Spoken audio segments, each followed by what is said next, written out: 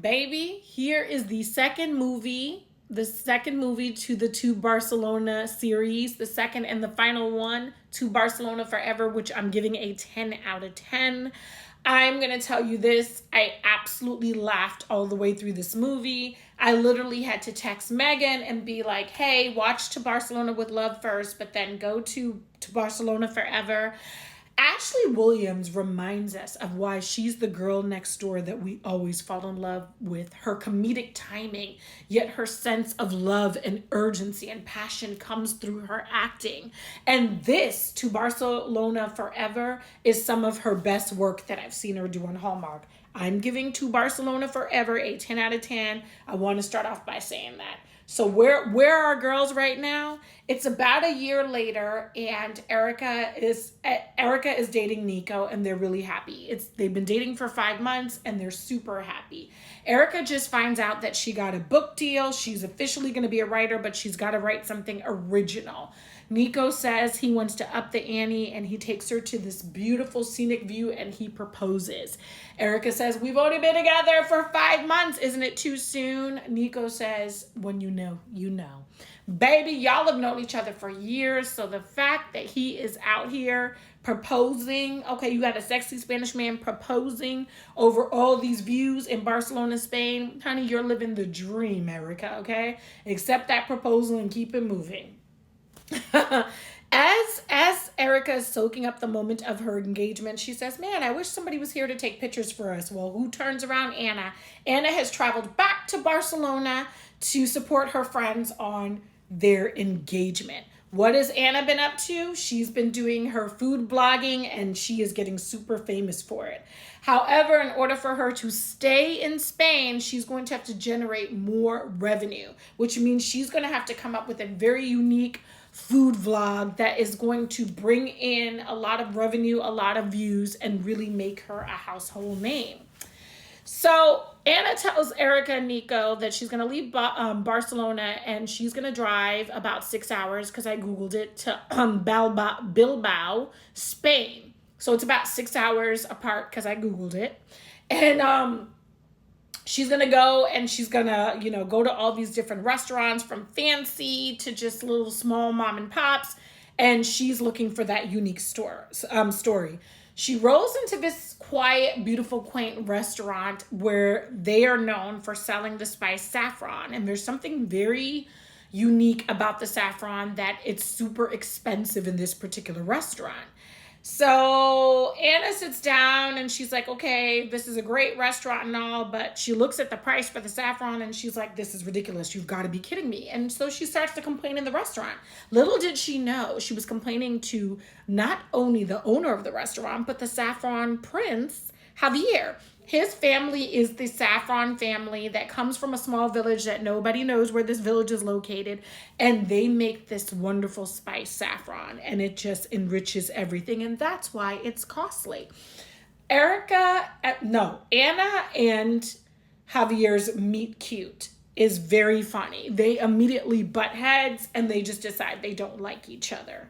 Well, on another one of Anna's food days where she's checking out a new restaurant, she goes to this exclusive restaurant and she gets a table. And then who does she see get his own table but Javier? He's really asking Anna, what is she doing there? And she's like, I have connections, babe. This is why I'm here.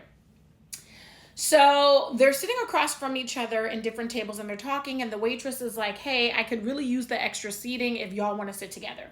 They sit together, and they start to have this wonderful, magical moment where they are laughing and enjoying each other's company. They leave the restaurant together, and they have like an affair to remember night where they do all these wonderful things in Spain. They're slowly falling in love. But for some reason, they both agreed that they're just going to enjoy this one night together. And then they're never going to speak again. I'm not sure why two beautiful single people would do this. But this is exactly what happens. They spend a wonderful night. The sun comes up and Anna gets on the road. She kisses her saffron prince goodbye, and she gets on the road, okay? And she's like, you know what? I'm grateful for that experience, but on to the spices. There are other spices to be reviewed, other food to be reviewed. So as she's driving, Anna forgot to charge her electric car.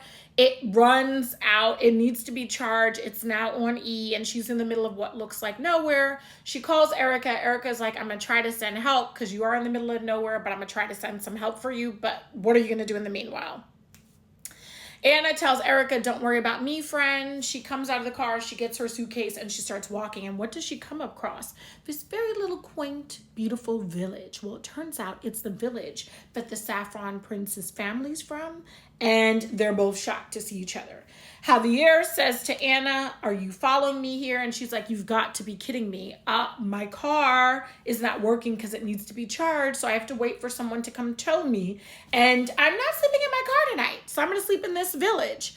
And so Javier is like, okay, you can spend the night in the guest room in my family's house, but when the sun comes up, you got to go, okay? You got to go. And so Anna says, okay, that's fine. But like, dude, are you married? And so Javier's like, no, I'm not married. It's complicated, but it's so good seeing you again. And, you know, he kisses her on the cheek and he goes. Well, Anna must have had the sleep of her life, baby, because when she woke up, Javier's family practically climbed in the bed with her. Okay. It really reminded me of like a mixture of My Big Fat Greek Family, but like the Spain version. And it was just hilarious. She didn't know why they were hugging her. And then she's like, Javier, like, we just need a minute. Let me just tell you something. Ashley Williams, this is some of her best work. I laughed so hard when she first met Javier's family. I could not stop laughing because I could feel her genuine confusion. And yet at the same time, she loves being embraced by them. Well, Javier takes Anna to the side and explains that he is to inherit the Saffron fortune. And in order to do so and take over the business, he must get married. That is tradition. The male son gets married and then he can take over the business. So Javier's family made him go to a matchmaker. They're thinking the matchmaker sent them a woman. And he's now engaged to this woman. So at first they think she speaks really good English, but she's from Spain. But then they kind of realize that that Anna is a gringo, that she's really a white woman. She's not from Spain, okay? And so they were like, oh, they will take what they can get. And so the family instantly, embraces Anna. And even though she doesn't like lying to them, and she really wants to tell the truth, she hasn't had a family in such a long time. All the members of her family have passed away, and it feels so good to be in this beautiful village and to be loved and cared for by Javier's family. Well, Erica's worried about her homegirl, Anna, and she's like, let me just, go check on her. Erica shows up at the village, and they think that she is like the maid of honor, and she's so confused, and Anna fills her in. Erica finds a compromise for both Javier and Anna. She says, hey, if you guys pretend to be engaged until the harvest is over, because, the focus needs to be on the harvest because we need that saffron to be good. Maybe in turn, Javier can guarantee Anna a story. At first, Javier is against it, but he doesn't want to break his family's heart, and so they compromise. That Anna will write a story about the Saffron family, but it's not going to be intrusive. It's more going to be about the spices. It's not going to let out any family secrets, and whatever.